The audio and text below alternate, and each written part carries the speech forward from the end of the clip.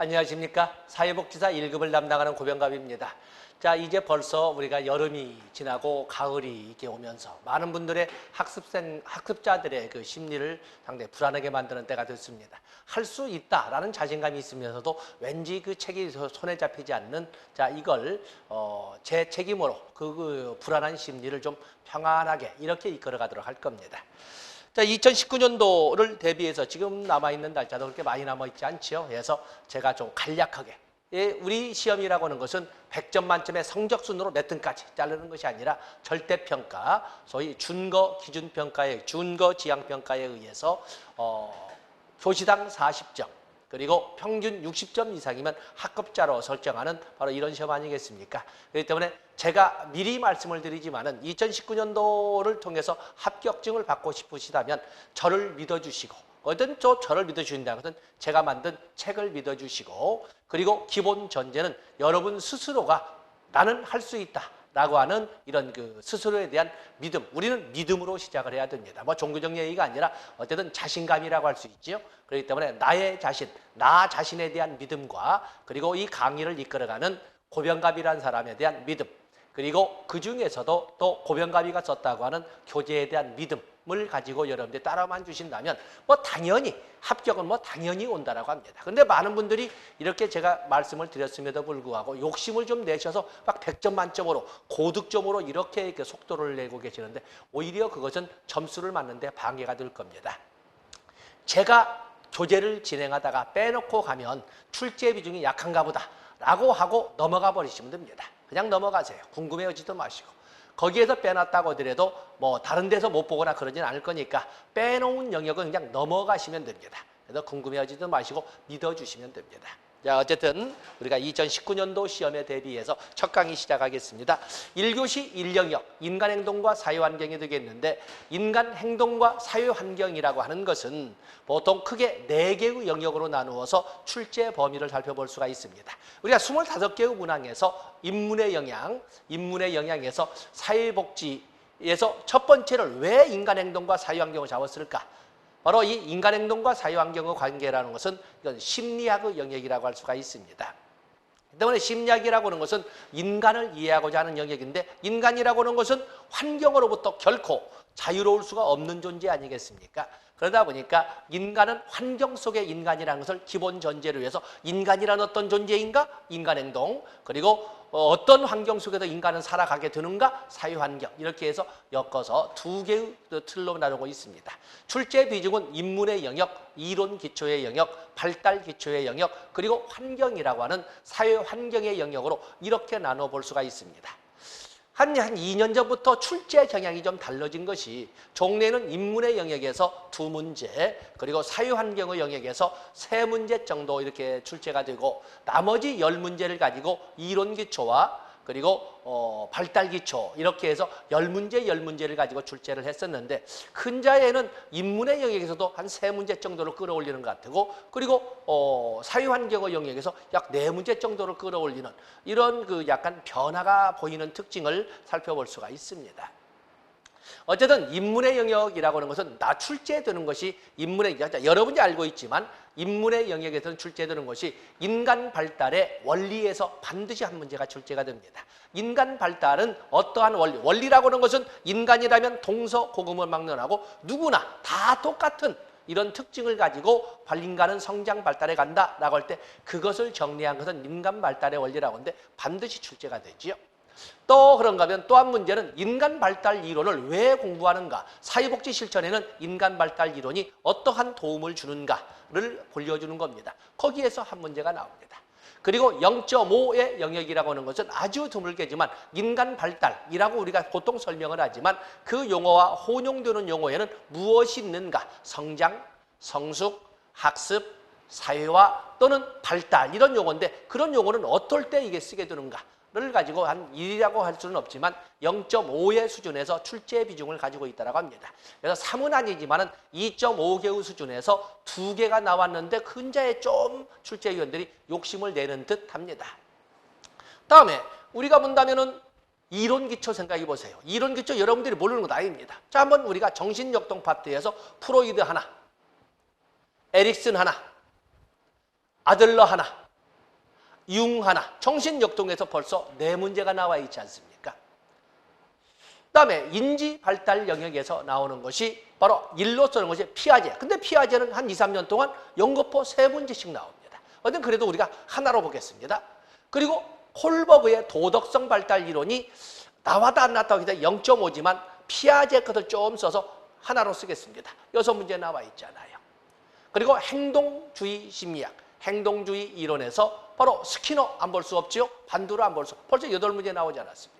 근자의 0.5의 수준으로 파블로프의 고전적 조건화설이 같이 연결되고 실천론으로 연결되고 있습니다. 어떤 여기에서 보면 0.5라고 하더라도 벌써 8.5가 되지 않습니까? 그리고 인본주의 심리학으로 가면 3문제의 영역이 있는데 인본주의 심리학을 이해를 하고 있느냐라고 하는 인본주의 심리학에 대한 총론의 3문제, 그리고 로저스의 3문제, 그리고 메슬로우의 3문제. 이것만 해도 벌써 11문제를 넘어서고 12문제 선까지 가고 있습니다. 피아제 3문제를 한 문제로 보고도 지금 그렇습니다. 그런가 하면은 발달 기초로 본다면 여러분들이 알고 있는 것처럼 발달 기초에는 태아기, 그러죠? 태아기. 그다음에 영아기 2문제 나와 있지. 그다음에 우리가 유아기를 단어로 써서 유아기는 한자가 2개가 있어서 정확하게 가로 아래 나이를 적어 주실 건데 바로 유아기에서 걸음마기라고 하는 어린이집 단계의 유아기와 2, 3살이라고 합니다. 또 그런가 하면 유치원 단계의 유아기라고 해서 3살에서 5살 이렇게 가로 아래 될 겁니다. 그래서 거기에서 벌써 4문제가 나와 있습니다. 그리고 유치원 단계를 학령전기라고 표현하는 것이 일반적인데 그리고 초등학교 단계를 들어가면 학령기, 아동기라고 해서 한 문제가 당연히 나올 것이고 그리고 청소년기라고 하는 중고등학교 단계를 기준으로 해서 바로 또 한 문제, 청소년기라고 해서 또 나오지 않겠습니까? 7문제. 또 그러면 청소년기에서 나올 수 있는 것이 바로 정체감, 에릭슨에서 나오기도 하고 아니면 청소년의 발달 단계와 연관시켜서 정체감의 형성이 한 문제가 나올 겁니다. 그런가 하면은 성인기로 넘어가시게 되면 성인기에서는 여러분 알다시피 성인기는 어떻게 되어 있습니까? 성인 초기, 성인 중기, 성인 후기, 청년기, 중년기, 노년기로 해서 거기에서 3문제, 벌써 10문제를 다뤘습니다. 각각의 영역마다 한 문제씩만 나온다는 전제하에서 볼 적에 10문제를 다루고 있는 것입니다. 그러면은 사회환경에서는 출제될 것이 없지 않습니까? 그래도 사회환경에서 우리 사회환경 그러면 체계 이론을 공부할 것이고 생태체계 이론을 공부할 것이고 또 그런가 하면 가족, 집단, 조직, 지역사회, 문화라고 하는 우리가 흔히 말하고 있는 2교시 3영역 지역사회 복지론에 대한 그 영역을 우리가 선수학습처럼 여기에서 다루면서 거기에서 최소한 3문제가 출제된다고 봐야 될 겁니다. 이런 것처럼 여러분들도 이미 설사 제가 강의를 하지 않는다 하더라도 출제되는 영역을 알고 있거든요. 그중에 어디는 꼭 보고 가자라는 것을 재책임하여서 진행을 할 겁니다. 다시 한번 말씀드리지만은 자신감, 여러분 스스로에 대한 자신감, 믿음, 그리고 저와 인연을 맺게 된 거에 대한 또 믿음, 그리고 어쨌든 시험 보는 날까지 가져가야 될 제 교재에 대한 믿음, 이렇게 3개를 가지고 여러분에게 특히 인행사의 과목에서는 다른 과목에 충분히 개수를 나눠줄 수 있게끔 이렇게 점수를 맞도록 하겠습니다. 자, 본론 진행하겠습니다. 첫 번째 보시면 인간행동의 발달에서 발달의 개념이 나와 있습니다.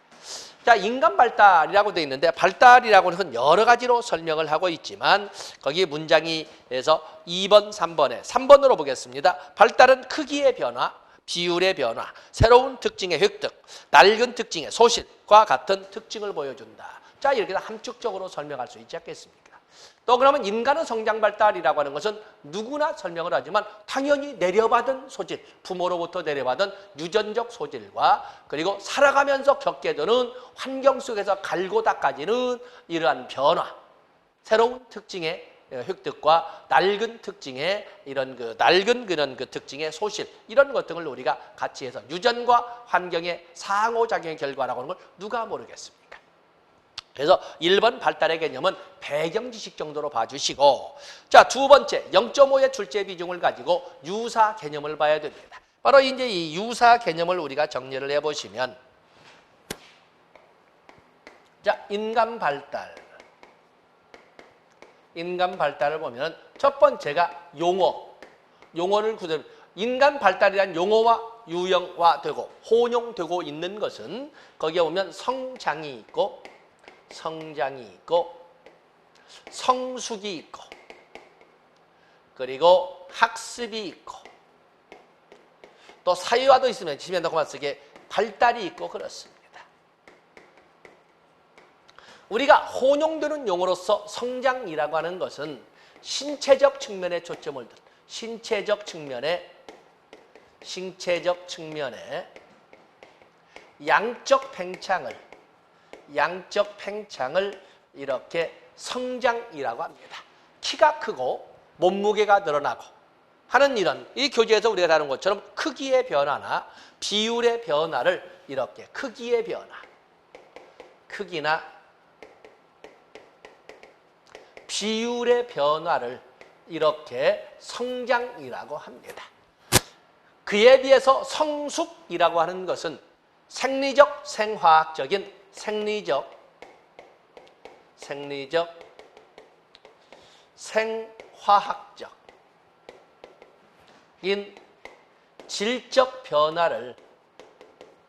질적 변화를 우리는 성숙이라고 하는 것입니다. 성숙. 그렇기 때문에 우리들은 인간을 볼 적에 인간은 자꾸 신체만 바라보는데 인간은 신체로만 이루어지지 않았습니다. 인간은 밖으로 드러나 보이는 신체적 측면의 인간도 있지만 머리에 담고 있는 인지적 측면, 사고의 측면도 있고 그럼 가슴에 담고 있는 정의적 측면의 인간도 존재를 하는 것입니다. 그렇기 때문에 이 인간 발달에서 성숙이라고 하는 것은 단순히 큰다라고 해서 신체적 측면만 가지고 본다면 그건 성장이라고 하는 겁니다. 나이가 들어가면 들어갈수록 생각도 깊어지고 배려하는 마음도 넓어지는 겁니다. 바로 이런 이 질적인 변화를 이렇게 성숙이라고 합니다. 그 때문에 거기 보면 성장을 기초로 한다는 유전자 지도에 의한 신체 내부의 생리적, 생화학적, 질적 변화를 유전자 지도 또는 생의 계획표에 따라서 물론 이 생의 계획표는 모든 인간이 똑같은 시점을 가지고 진행하는 건 아니겠지만 개인차가 존재했지만 누구나 이 틀에서 벗어나지는 않는다는 것입니다. 그때쯤 되면 2차 성징이 나타나고 그때쯤이라고 표현합니다. 어떤 애들은 우리가 청소년 기본법으로 본다면 청소년 기본법에도 청소년은 9살에서 24살 이하라고 하는데 어떤 빠른 애들은 조수간에는 9살 정도의 2차 성징을 보여주는 것이고 늦은 사람은 좀 중고등학교 가서야 2차 성징을 보여줄 수도 있는 거거든요. 그렇기 때문에 그러나 이런 지도를 또는 이런 생애 계획표를 벗어나지는 않는다는 것입니다. 그다음에 학습이라고 하는 것은 이것은 훈련이나 연습의 결과로 나타나는 연습의 결과로 인한 변화를 말합니다. 때문에 훈련이나 연습이라고 하는 것은 물론요 우리가 훈련과 학습은 교육학적 측면이나 심리학적 측면은 구별을 하고 있습니다만 훈련이나 이런 연습이라고 할 때는 이건 의도적 또는 자발적 끌려다니 짐승처럼 끌려 자발적 변화라고 이렇게 우리가 표현해 볼 수가 있습니다. 그에 비해서 발달이라고 하는 이 개념, 총체적인 여기는 모든 변화의 총칭을 말하고 있는데 일생에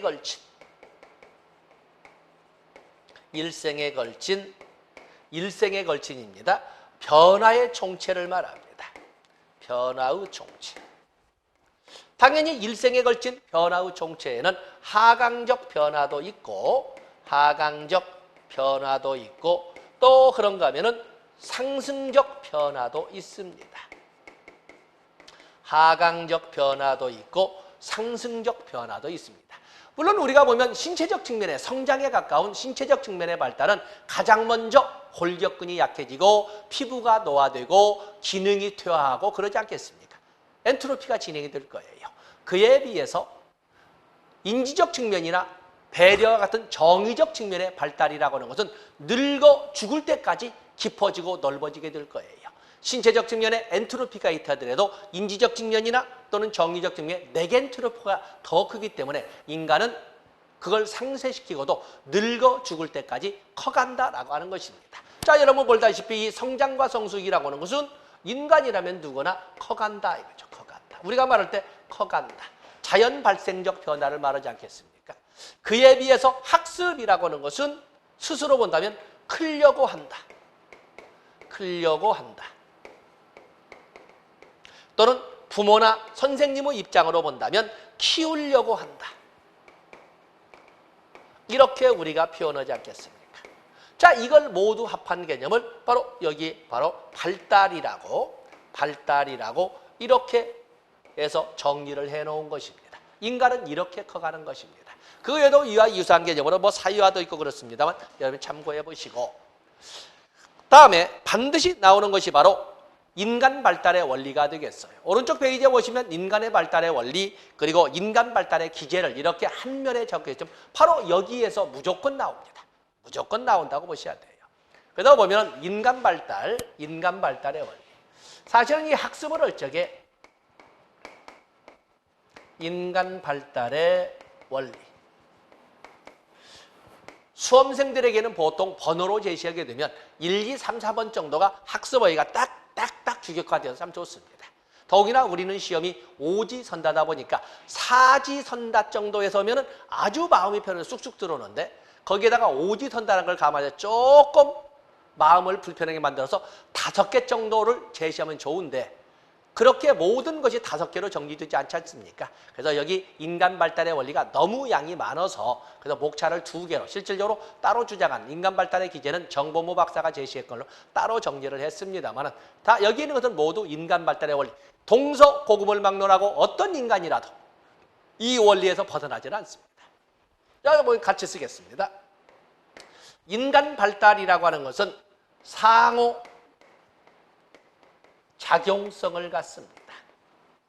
일반적으로 인간의 디벨로프먼트라고 하는 것은 물론 영어로 성장은 growth, 성숙은 maturity, 그다음에 학습은 learning, 그다음에 발달은 development 이렇게 해서 영어도 쓰지만 뭐 영어 시험을 보자는 건 아니니까 인간의 디벨로프먼트라고 하는 것은 헤르더티와 인간의 유전과 환경 간의 상호작용의 결과이다 라고 설명을 합니다. 어느 것이 더 덜 이렇게 말 못하고 어느 때는 무엇이 더 덜 이렇게 말하지 못합니다. 어쨌든 일반적으로 어느 경우에는 어느 영역은 유전이 어느 경우나 어느 때나 어느 영역은 환경이 이렇게 표현을 하겠지만 분명한 것은 어떠한 때나 어떠한 것도 유전과 환경의 상호작용의 산물인 것은 분명합니다. 어느 것에 의해서만 이루어지지는 않는다는 것을 알고 있어야 됩니다. 이건 뭐 기본적으로 알고 있죠. 여기에다가 이것뿐만 아니라 이렇게 주장하는 사람은 아들러의 성격 발달은 유전과 환경의 상호작용뿐만 아니라 저마다 가지고 있는 창조적인 힘에 의해서 인간의 성격이 발달하는 것이다. 이렇게 주장하는 사람도 있고 또 코프카 같은 인지론 심리학의 그 코프카 같은 사람은 인간의 성장 발달은 유전, 환경뿐만 아니라 저마다 가지고 있는 주체적인 결단에 의해서 인간의 성장 발달이 주체적 결단을 자아라고 설명했습니다. 이렇게 주장하는 사람도 있지만 어느 누구도 유전과 환경의 상호작용이라는 것을 부정하거나 거부하는 사람은 없다고 보시면 됩니다. 또 인간의 성장 발달은 연속성을 갖습니다. 연속성. 물론 실존주의 심리학이나 우리나라의 사상가 중에 원효 대사와 같은 사람은 화정국사 원효대사와 같은 사람은 이 인간의 성장 발달을 그때 아하 하는 깨우침 속에서 커간다 해서 불연속적인 이런 발달을 주장하는 실존주의 철학도 있고 원효대사도 있고 그렇습니다만은 그러나 일반적으로 인간의 성장 발달은 태어나면서도 죽을 때까지 커간다라고 설명을 합니다. 또 인간의 성장 발달이라고 하는 것은 미분화 상태에서 분화가 되고 그리고 통합된 기능을 발휘하는 분화 통합성을 갖는다라고 이렇게 설명을 합니다.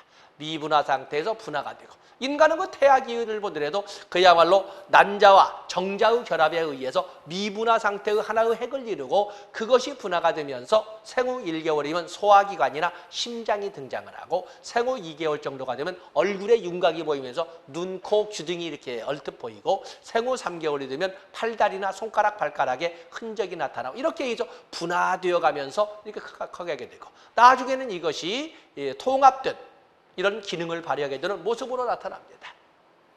또 인간의 성장 발달은 일정 방향성을 갖습니다. 일정 방향성.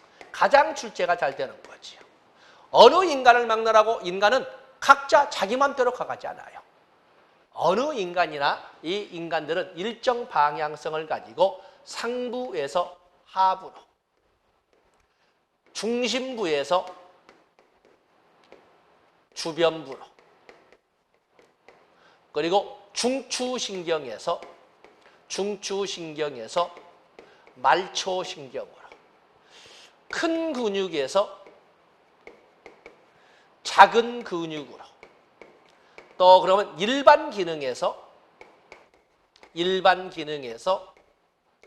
세부 기능으로, 인간이라면 어느 누구나 이러한 똑같은 방향을 가지고 성장 발달해 간다는 특징을 일정 방향성이라고 합니다.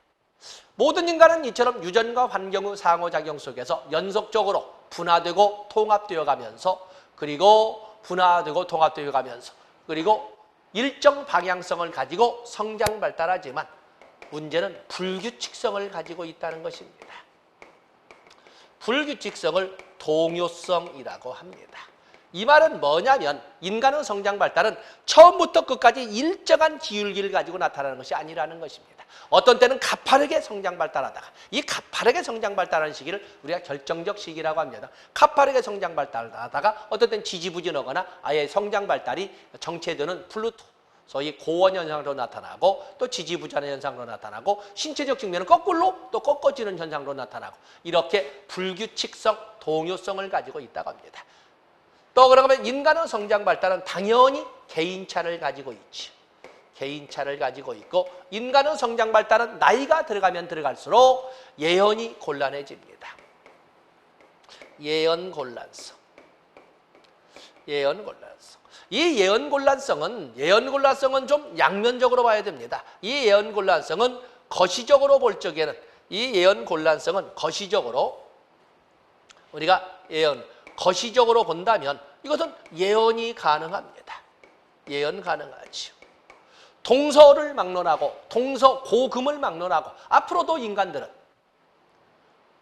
어린애에서 아동으로, 아동에서 청소년으로, 청소년에서 청년으로, 청년에서 중년으로, 중년에서 노년으로 이렇게 커갈 거예요.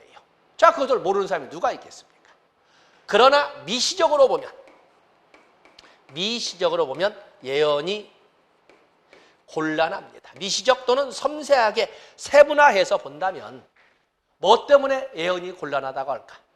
지금도 우리가 보면 알래스카에서 지금 태어난 애, 서울에서 지금 태어난 애, 저기 뉴욕에서 지금 태어난 애, 또 소말리아에서 지금 태어난 애, 그 애들의 성장 발달의 모습은 앞으로도 볼 일이 없고 본 적도 없겠지만 아무리 결혼하지 않은 사람도 어느 정도 예언을 할 수 있어요.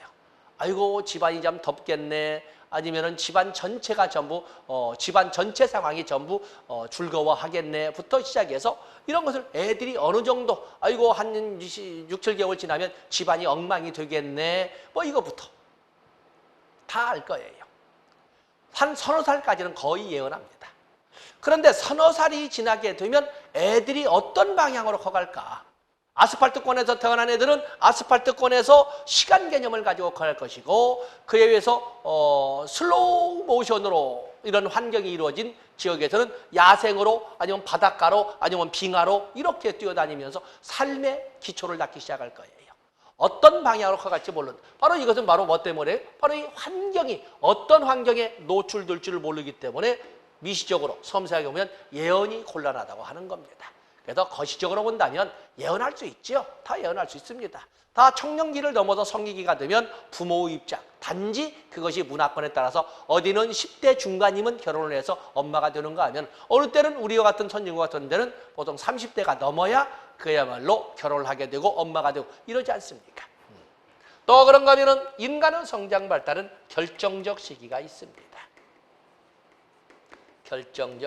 결정적 시기라는 해석은 않지만 보통 에릭 번에 대한 여기는 노렌츠가 제시했던 이 결정적 색티오리 각인 실험을 통해서 우리가 설명할 수가 있는데, 결정적 시기라는 것은 특정 영역이 비약적으로 발달하는 시기를 바로 결정적 시기라고 합니다.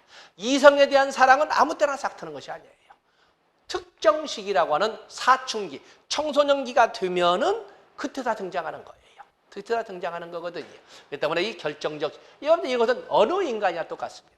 근데 이것뿐만 아니라 이 결정적 시기를 우리는 다른 말로 결정적 시기를 적기성이라고 하다. 때가 따로 있다는 거예요. 때가. 유치가 영구치로 바뀌는 때도 따로 있는 것이고, 언어가 발달하는 때도 따로 있는 것이고, 이성에 대한 사랑을 하는 때도 따로 있는 것이고, 그리고 소위 남녀가 만나서 차세대를, 자녀를 생산하는 때도 따로 있는 거예요. 바로 그때가 따로 있다. 결정적 시기가 따로 있다는 것을 우리가 정보무 박사는 적기성이라고 그랬어요. 마침 적기성을 적었으니까 그 밑에 보면은 적기성뿐만 아니라 또 한다는 바가 있어요. 기초성. 인간의 성장 발달은 전 단계의 발달을 기초로 하여 다음 단계의 발달로 이렇게 이행되는데, 전 단계의 발달은 그 이후의 모든 단계의 발달에 다 영향을 미쳐요. 다음 단계에만 영향을 미치는 것이 아니라 모든 단계에 다 영향을 미치기 때문에 인간의 삶에 있어서 가장 중요한 발달이나 경험이나 이런 것들은 어디에 있겠어요? 바로 어린 시절의 경험이 일생을 두고 영향을 미친다는 걸로 볼 적에 어린 시절이 얼마나 중요한지, 유아 경험이나 조기 경험이 얼마나 중요한지를 보여주고 있는 거예요. 그런가 하면 또한 누적성이 있습니다. 누적성.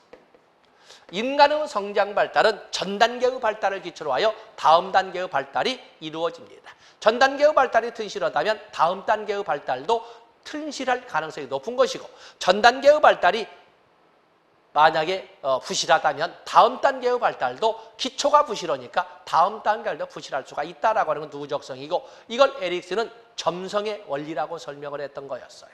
그래서 전 단계의 발달을 기초로 다음 단계로 이행되어 가는 이런 계획표에 의해서 발달이 이루어지지만, 다음 단계의 발달은 반드시 전 단계의 발달을 기초로 하여 이루어진다는 것을 설명했던 것이 에릭슨의 점성의 원리가 되겠어요.